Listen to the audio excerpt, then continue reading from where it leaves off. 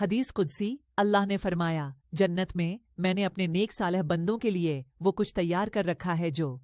نہ کسی آنکھ نے دیکھا ہے، 2 نہ کسی کان نے سنا ہے، اور 3 نہ کسی انسان کے دل میں اس کا خیال آیا ہے۔ بخاری 7008 مسلم 767 رسول اللہ صلی اللہ علیہ وسلم نے فرمایا، میں اس شخص کے لیے جنت کے اندر ایک گھر کا ضامن ہوں جو لڑائی جھگڑا ترک کر دے اگرچہ وہ حق پر ہو، اور جنت کے بیچوں بیچ ایک گھر کا اس شخص کے لیے جو جھوٹ بولنا چھوڑ دے اگرچہ وہ ہنسی مذاق ہی میں ہو، اور جنت کی بلندی میں ایک گھر کا اس شخص کے لیے جو خوش اخلاق ہو۔ ابو داؤد 2800 رسول اللہ صلی اللہ علیہ وسلم نے فرمایا، اس کی طرف دیکھو جو مال اور جمال میں تم سے کمتر ہے، اس کی طرف مت دیکھو جو تم سے فائق ہے یا لائق تر ہے، اس لیے کہ تم اللہ کی نعمت کو حقیر نہ سمجھو گے، وہ نعمت جو تم کو عطا کی گئی ہے۔ مسلم 443 رسول اللہ صلی اللہ علیہ وسلم نے فرمایا، تم میں سے کوئی اس طرح دعا نہ کرے کہ یا اللہ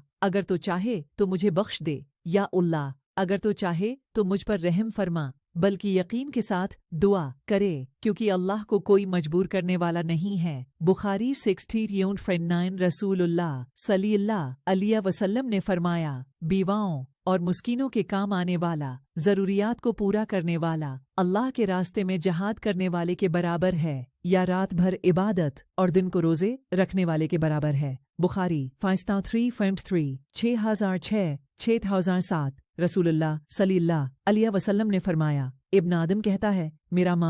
مال، فرمایا اے آدم کے بیٹے، تیرے مال میں سے تیرے لیے صرف وہی ہے جو تم نے کھا کر فنا دیا، یا پہن کر بوسیدہ کر دیا، یا صدقہ کر کے آگے بھیج دیا۔ مسلم 7700 رسول اللہ صلی اللہ علیہ وسلم نے فرمایا، میت کے پیچھے 3 چیزیں ہوتی ہیں، ان میں سے 2 لوٹ آتی ہیں اور ایک ساتھ رہ جاتی ہے، اس کے گھر والے، اس کا مال اور اس کا عمل اس کے پیچھے ہوتے ہیں، گھر والے اور مال لوٹ آتے ہیں اور اس کا عمل ساتھ رہ جاتا ہے۔ بخاری 65 ترمذی 379 رسول اللہ صلی اللہ علیہ وسلم نے فرمایا، 2 نعمتیں ایسی ہیں کہ اکثر لوگ ان کی قدر نہیں کرتے، صحت اور فراغت فرصت کے اوقات۔ بخاری 6612 ترمذی 304 ابن ماجہ 70 رسول اللہ صلی اللہ علیہ وسلم نے فرمایا، بے شک جب لوگ کسی ظلم یا برائی یا گناہ کو دیکھیں گے اور اسے روکیں گے نہیں تو پھر قریب ہے کہ اللہ ان سب کو اپنے عذاب کی لپیٹ میں لے لے، یعنی اس کا عذاب لوگوں پر عام کر دے۔ مشکود 5 جو ڈالو۔